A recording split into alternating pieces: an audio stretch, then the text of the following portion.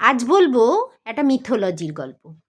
তো এই মিথোলজির গল্প তো মা লক্ষ্মী আর ভীমের গল্প। ভীম একবার মা লক্ষ্মীকে বিয়ে করতে চেয়েছিল এবং সেই গল্পটা কি সেটাই বলবো। মহারাষ্ট্রের কোলাপুরে এখনও সেই মন্দির আছে মা লক্ষ্মীর।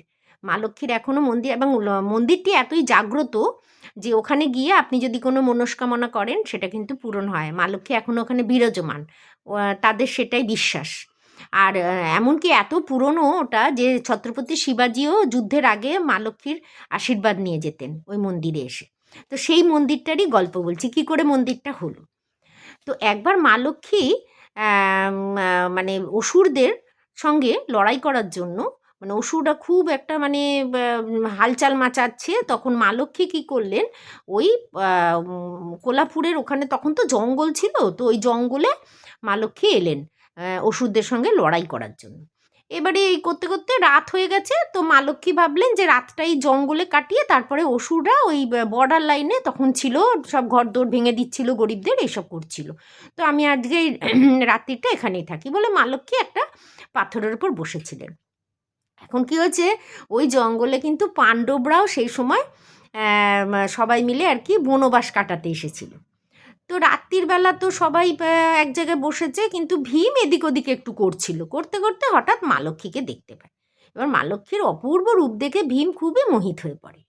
এবার ভীম বলে মা লক্ষ্মীকে বিয়ের প্রস্তাব দেয়। মানে মা লক্ষ্মী তো বুঝতে পেরেছেন যে ভীম কিন্তু চিনতে পারেনি মা উনি, হ্যাঁ উনি ভেবেছেন মেয়ে সাধারণ মেয়ে, এত সুন্দরী, এত তার রূপ।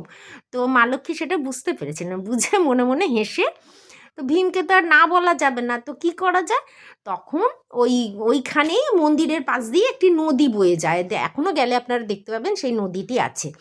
তো তখন মা লক্ষ্মী একটা মানে চালাকি করলেন আর কি, যে তুমি যদি ভোর হবার আগে, মানে মুরগি ডাকার আগে, মুরগি তো ভোর 4টে ডাকে, তো সেই ভোর হবার আগে তুমি যদি এই নদীর ওপর দিয়ে মানে বাঁধ করে দিতে পারো, তাহলে পরে আমি তোমাকে বিয়ে করব। ওই গ্রামে একটু জলেরও অভাব ছিল, তাহলে বাঁধটা করে দিলে জলটাও পাবে। এই ভেবে মা লক্ষ্মী ওনাকে বললেন। এবার ভীম তো তাড়াহুড়ো করে বাঁধ তৈরি করছে। এইবারে না রাত তখনও ভোর হতে অনেক বাকি। মা লক্ষ্মী দেখলেন আরে এ তো বাঁধ তো করেই ফেলবে, তাহলে বাঁধ করে ফেললে তো তাহলে আমার কথা অনুযায়ী ভীমকে বিয়ে করতে হবে, সেটা তো সম্ভব নয়। তো তখন মা কী করলেন, নিজেই মুরগির ডাক ডেকে দিলেন, হ্যাঁ, আড়ালে গিয়ে। তো তখন ভীম তো রাগে মাগে সেই পাথরটা ছেড়ে দিয়ে চলে গেল। এবারে মা লক্ষ্মী তখন হেসে চলে গেলেন যুদ্ধে। এবং সেই থেকেই ওইখানে মায়ের মন্দির এবং ওই বাঁধ এখনও আছে, সেটাকে ভীম বাঁধ বলা হয়। ভীম বাঁধ বলা হয় এবং সেই বাঁধ এখনও আছে।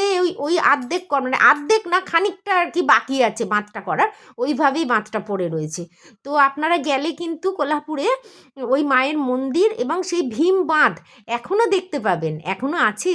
এবং ওই মায়ের কিন্তু মন্দিরের খুব মানে তো মা লক্ষ্মী সেখানেই তখন বিরাজমান হলেন, যে এখানেই তাহলে থাকি আমি বলে অসুরদের দমন করে ওখানেই উনি অবস্থান করেছিলেন। তো এটা একটা মিথোলজির গল্প। নমস্কার, দেখা হচ্ছে পরের ভিডিও।